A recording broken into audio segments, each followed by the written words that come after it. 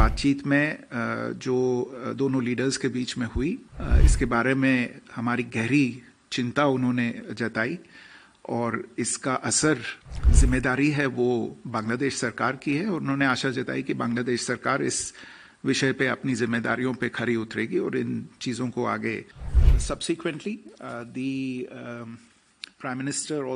प्रधानमंत्री मोदी ने मोहम्मद यूनुस से मुलाकात की है। इस बैठक में प्रधानमंत्री ने भारत की ओर से एक लोकतांत्रिक, स्थिर, शांतिपूर्ण, प्रगतिशील और समावेशी बांग्लादेश के प्रति समर्थन को दोहराया है। प्रधानमंत्री ने इस बात पर जोर दिया कि भारत एक जन केंद्रित दृष्टिकोण में विश्वास करता है और दोनों देशों के बीच लंबे समय से चले आ रहे सहयोग से दोनों देशों की जनता को वास्तविक लाभ प्राप्त हुए हैं। इसी भावना में उन्होंने एक बार फिर प्रोफेसर यूनुस को बताया कि भारत बांग्लादेश के साथ व्यवहारिक सोच पर आधारित रचनात्मक और सकारात्मक संबंध चाहता है।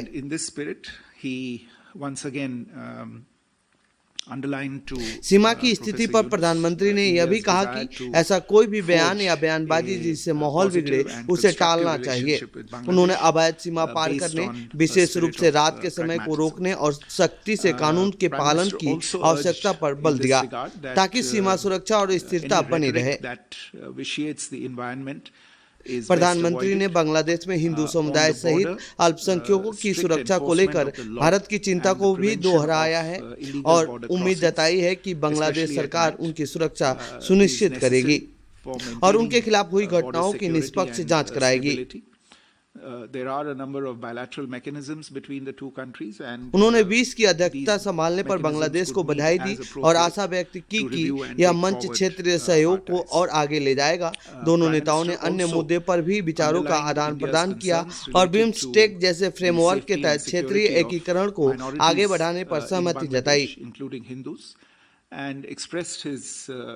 प्रधानमंत्री ने विश्वास जताया कि भारत और बांग्लादेश के बीच सभी मुद्दे आपसी बातचीत और सौहार्द के साथ सुलझाए जाते रहेंगे।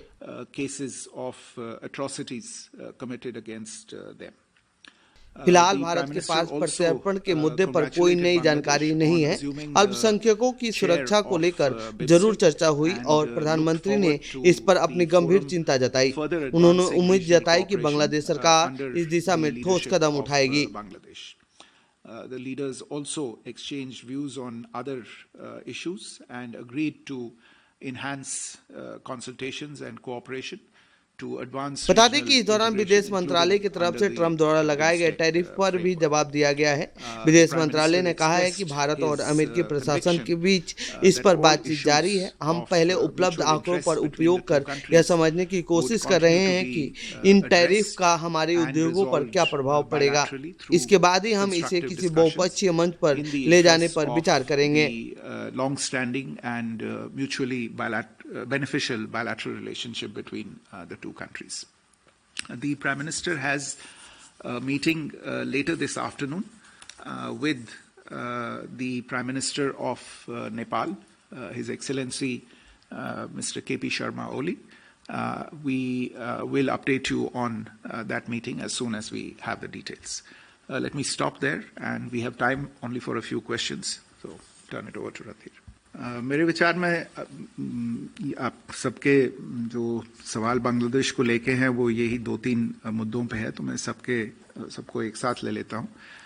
देखिए, जहाँ तक शेख हसीना का सवाल है और उनके सिलसिले में जो बांग्लादेश की ओर से एक निवेदन आया है, मैं इसके बारे में बातचीत हुई थी और जो हमारे स्पोक्सपर्सन हैं उन्होंने पहले ही इसके बारे में आपको अवगत किया है कि हमारे पास इस मुद्दे पे एक निवेदन आया है। इस समय इस विषय पे कुछ और कहना मेरे लिए उचित नहीं होगा।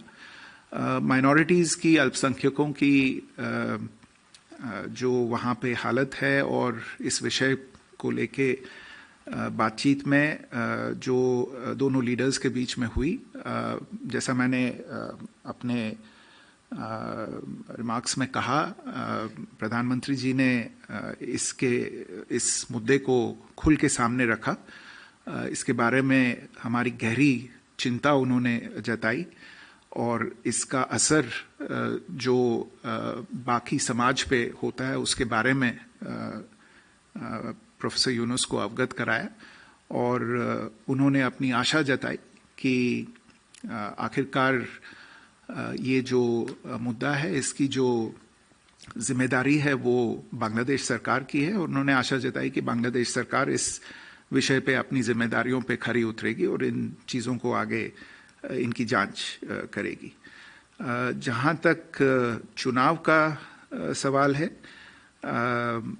देखिए